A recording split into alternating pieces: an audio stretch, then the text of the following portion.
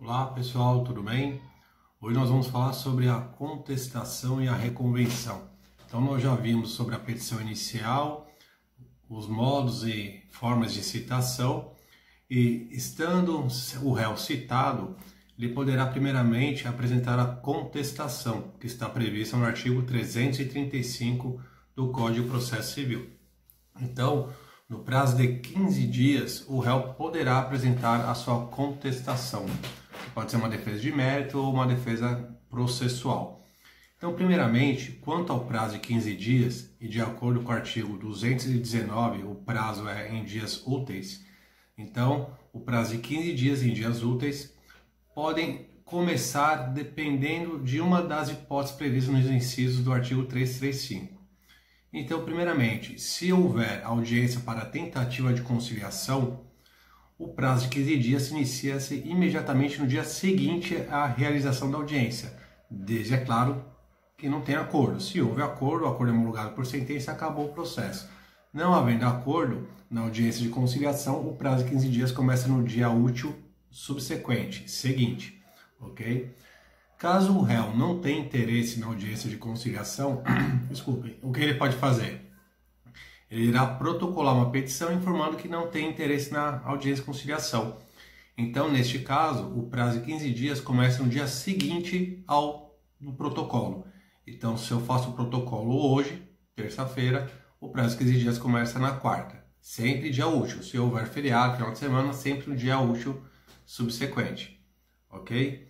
Se não for o caso da audiência de conciliação nem da manifestação através de petição, a citação se der por correio, oficial de justiça, edital, nós temos que observar a regra ou as regras do artigo 231. Então, se a citação for feita pelo correio, o artigo 231 estabelece do CPC, o artigo 231 estabelece que é da juntada do aviso de recebimento nos autos. Então, juntou hoje, há uma certidão juntada do aviso de recebimento, no dia útil subsequente inicia-se o prazo. Dessa mesma forma, se for a citação por oficial de justiça, começa no dia seguinte a data da juntada da certidão do oficial de justiça nos autos. Se for a citação por escrivão ou chefe da secretaria, começa no dia seguinte a citação realizada pelo escrivão ou chefe da secretaria. Se for por edital, na data assinalada pelo juízo no edital.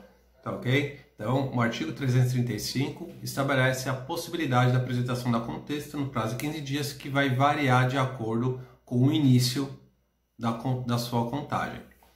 De acordo com o artigo 336, o réu, ao apresentar a contestação, tem que impugnar toda a matéria de fato alegada pelo autor da petição inicial. É o que nós chamamos de princípio da impugnação específica. Isto significa dizer que o réu tem que impugnar pedido por pedido, sob pena de se operar a preclusão, que é a perda do momento processual para impugnar o pedido feito pelo autor. Então, se eu tenho um pedido de reparação por dano material, indenização por dano moral, indenização por dano estético, o réu tem que impugnar os três pedidos. Se porventura ele deixar de impugnar, por exemplo, a indenização por dano moral, ocorre a preclusão. Então, aquilo que você não impugnou, vai se entender que você concordou, o réu concordou, certo? Então, o artigo 336 estabelece a impugnação específica sob pena da preclusão. Feitas essas considerações, pessoal, nós temos que verificar que na contestação não há só a impugnação do mérito, do que pretende propriamente o autor na sua petição inicial. É possível também uma defesa processual, que é que nós verificamos o artigo 337 do Código de Processo Civil. Então, antes de impugnar o mérito da ação, a impugnação específica do mérito, nós podemos alegar as preliminares previstas no artigo 337 do Código de Processo Civil.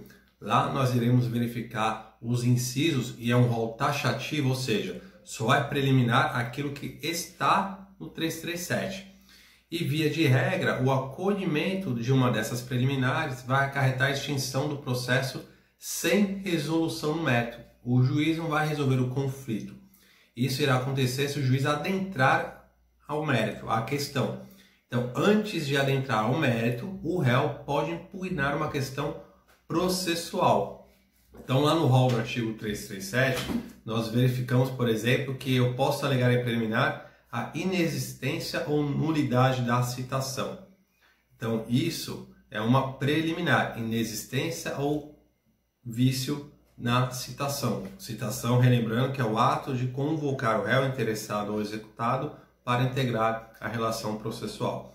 Então, eu posso alegar em preliminar também a incompetência absoluta ou relativa do juízo. O que significa dizer incompetência?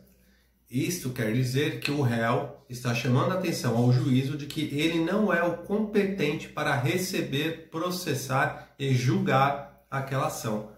Ele não é o juízo competente, certo? E essa competência está estabelecida também pelo Código de Processo Civil. Outra possibilidade, incorreção do valor da causa. É uma questão processual.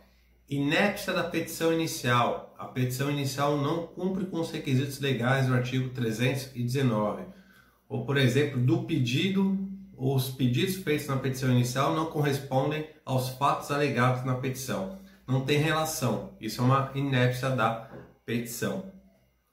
Perempção, que é uma questão processual, quando o autor deixa extinguir o processo por abandono por 3 vezes. Por 3 vezes o processo é extinto por abandono do autor. Neste caso, o réu poderá alegar a perempção.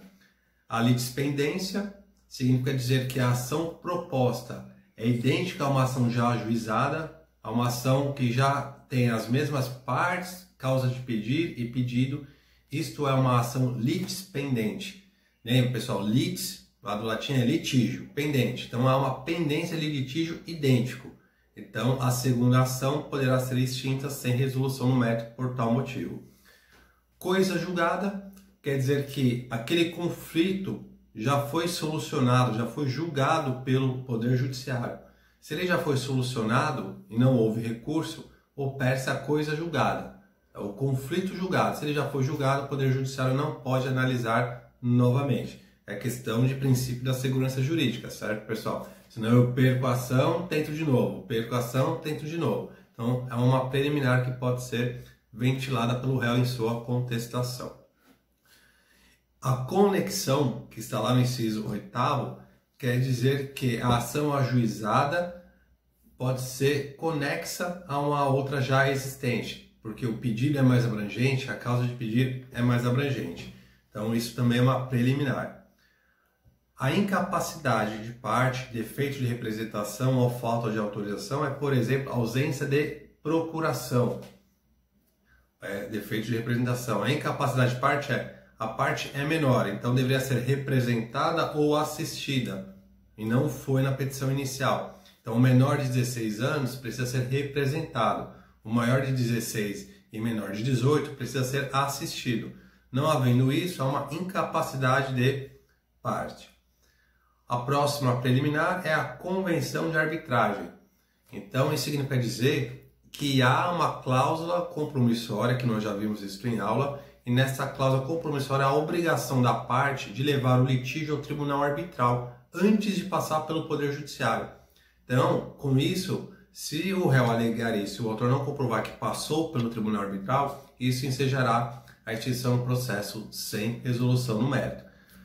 E é bom ressaltar que se o réu não alegar isso em contestação, o processo continua.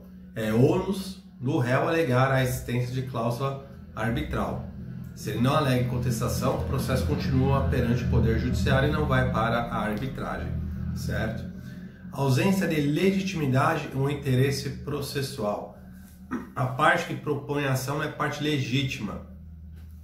O filho que propõe a ação e, na verdade, quem deveria propor a ação é o pai. Então, não há legitimidade.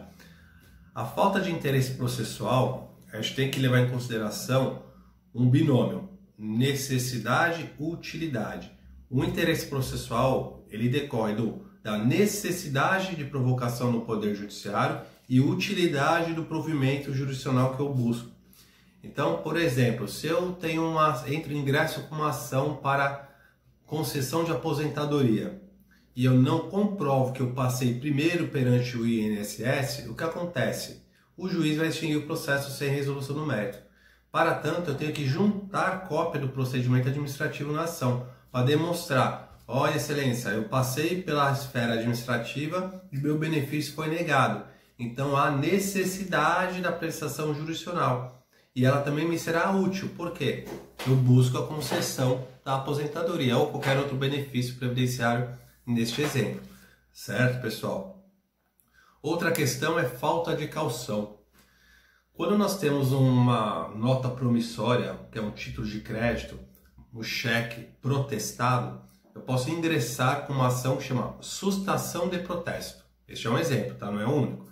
Nessa ação de sustação de protesto, eu tenho que depositar em juízo o valor que está sendo protestado. É uma garantia, é uma caução. Se eu não prestar a caução, o réu poderá alegar em preliminar a sua ausência e requerer a extinção do feito sem resolução no mérito.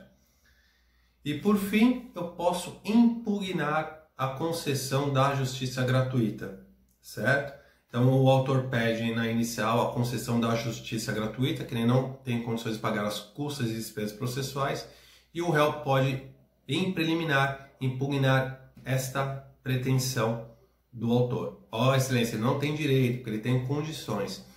Anteriormente, a impugnação era feita em peça própria, em petição própria. Com o CPC 2015, passou a ser preliminar da contestação. E por fim, nós temos a reconvenção, pessoal, que está no artigo 343 e seguintes do CPC, que é um contra-ataque do réu frente ao autor. O réu vem com uma pretensão conexa à pretensão do autor e pede a sua condenação. Então, por exemplo, o autor ingressa com uma ação pedindo a reparação por dano material decorrente de uma batida de veículo. O réu, em sua contestação, alega que ele não foi o causador do dano e faz um pedido de reconvenção. Aliás, quem causou o dano foi o autor, logo ele que tem que me reparar o prejuízo que ele me causou. Também era uma petição separada da contestação que o legislador de 2015 trouxe para dentro da contestação. Então eu vou fazer um pedido de reconvenção dentro da contestação. É um contra-ataque que o réu faz pretendendo a condenação do autor à reparação de algum prejuízo, por exemplo. Tá ok, pessoal? Então, por enquanto é isso sobre contestação e reconvenção, e nas próximas aulas nós daremos continuidade à matéria, tá ok? Um abraço!